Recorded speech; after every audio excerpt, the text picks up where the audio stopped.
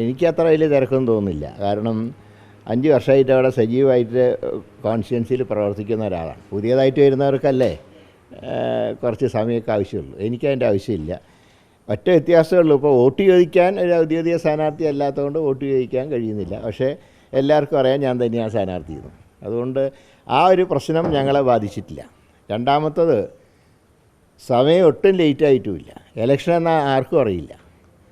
Election ഉണ്ടെങ്കിൽ തന്നെ first stage മിക്കവാറും ഏപ്രിൽ 20-ാം തീയതി ആയിരിക്കും. അതിന് ഇനിയും സമയമുണ്ടല്ലോ, ഇനിയും കിടക്കുകയല്ലേ. അപ്പോൾ ഈ ചൂടും ഒക്കെ ഉള്ളതുകൊണ്ട് കുറച്ച് വൈകി തുടങ്ങുന്നതാണ് കുറേ കൂടെ നല്ലത്. അതെ, ഇലക്ഷൻ ചൂട് വേണമല്ലോ. ചൂടില്ലാത്ത ഇലക്ഷൻ ഒരു ഇലക്ഷനാണോ? അപ്പോൾ ഞാൻ ഏതായാലും ചൂടേറിയ ഇലക്ഷനാണ് ഇതുവരെ എല്ലാം അഭിമുഖീകരിച്ചിട്ടുള്ളത്.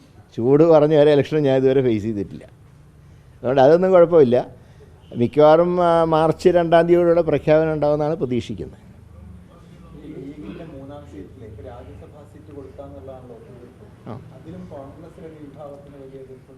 പാർട്ടിയുടെ തീരുമാനം അന്തിമമാണ്. അത് ചിലർക്ക് ഇഷ്ടമുണ്ടാവാം, ഇഷ്ടക്കേടുണ്ടാവാം. അതൊന്നും ഇവിടെ ചർച്ച ചെയ്യപ്പെടേണ്ട കാര്യമല്ല. പാർട്ടിയുടെ നയം പാർട്ടി പറഞ്ഞിട്ടുണ്ട്. അതനുസരിച്ച് പ്രശ്നം പരിഹരിച്ച് മുന്നോട്ട് പോകുന്നുണ്ട്. അതിൻ്റെ പേരിൽ ഇനിയൊരു തർക്കത്തിന് പ്രസക്തിയില്ല. തീർച്ചയായിട്ടും അവർ അവകാശപ്പെട്ടേ ചോദിക്കാറുള്ളൂ. എല്ലാ കാര്യങ്ങളും പരിശോധിച്ചുകൊണ്ടാണ് പാർട്ടി നിലപാടെടുക്കാറ്. അപ്പോൾ ഈ കാര്യവും വളരെ ഭംഗിയായി തന്നെ തീരും. അതുകൊണ്ട് ആ കാര്യത്തിൽ ഒരു തർക്കവുമില്ല.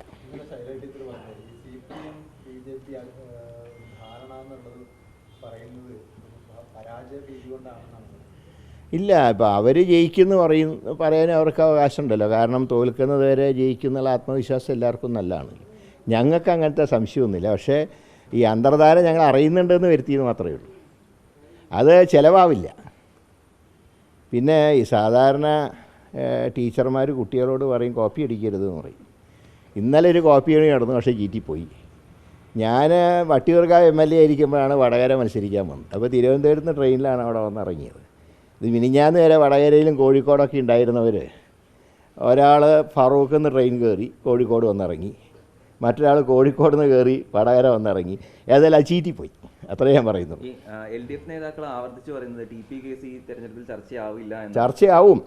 കാരണം ഒരു മനുഷ്യനെ പച്ചയ്ക്ക് വെട്ടിക്കൊന്ന് ചർച്ച ചെയ്യണം. അതാണ് ഹൈക്കോടതി ഡബിൾ ജിയോ വരുന്ന. അത് ചർച്ച ചെയ്യണ്ടേ? ഇപ്പം ഞങ്ങളുടെ പാർട്ടിയിൽ നിന്ന് ആരൊക്കെ പോയി, അവരൊക്കെ സുഖമായിട്ട് നടക്കുന്നില്ലേ? ഇപ്പോൾ ഓരോ corporation chairman, Devaswom board president ഒക്കെ ഞങ്ങളുടെ നിന്ന് പോയതല്ലേ. ഇവിടെ ഒരാൾ പാർട്ടിയിൽ നിന്ന് വിട്ടുപോയപ്പോൾ അർദ്ധരാത്രി വെട്ടിക്കൊന്നു എന്ന് കോടതി പറഞ്ഞിട്ടുള്ള എന്താ? ഇന്നലെ ഈ കൊന്ന പല പ്രതികൾക്കും ചന്ദ്രശേഖരൻ ആരാന്ന് അറിഞ്ഞുകൂടാ. വാടക കൊലയാളികൾ. അപ്പോൾ ആര് നടത്തിയ പാർട്ടിയാണ് ഈ തെരഞ്ഞെടുപ്പിൽ മത്സരിക്കുന്ന LDFൻ്റെ. അത് കാൻഡിഡേറ്റ് ആരാണെങ്കിലും ആ വിഷയം ചർച്ച ചെയ്യും. ഏത് കാര്യം ചർച്ച ചെയ്യാം, വികസനവും ചർച്ച ചെയ്യാം. പക്ഷേ ഒന്നാം സ്ഥാനം ചന്ദ്രശേഖരൻ്റെ കൊലപാതകം.